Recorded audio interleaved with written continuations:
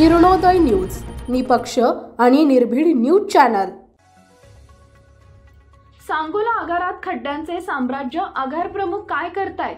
वाहनधारकांसह प्रवाशांचे बेहाल।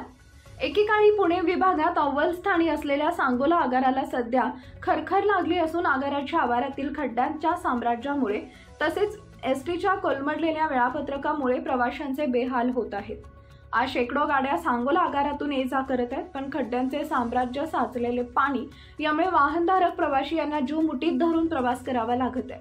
याला प्रमुखच जबाबदार असून त्यांना काहीच देणं घेणं नाही असं दिसून येत आहे। अकार्यक्षम असलेल्या आगार प्रमुखांमुळे सध्या आगारातील गाड्यांची आणि आतील स्थानकाची वाईट अवस्था आहे। आज तालुक्यातील ग्रामीण भागातील कोणत्याही गाड्यांना टाइम टेबल नाही, त्यामुळे शाळेय मुलं, महिला वर्ग, आबालवृद्ध यांना अनंत अडचणींना तोंड द्यावं लागत आहे। आगारातून गाड्या बाहेर पडण्याच्या पूर्वेला सध्या खड्ड्यांनी साम्राज्य वाढवलंय, त्यामुळे याचा त्रास सर्वांना सोसावा लागत आहे। अक्षरशः 2-2 फुटांचे खड्डे पडले आहेत। त्यातच सध्या यात पाणी साचल्याने या खड्ड्यांचा अंदाज येत नाही। त्यातच चिखलामुळे इथं घसरगुंडी होत आहे। एसटीच्या सुविधेच्या वणवाबरोबरच या खड्ड्यांनी सर्वच जण त्रस्त झाले। सोलापूर-कोल्हापूर महामार्गावरील हे मध्यवर्ती ठिकाण आहे। याची दक्षता घेणं प्रमुखांचं काम आहे, पण ते काहीच करत नाही।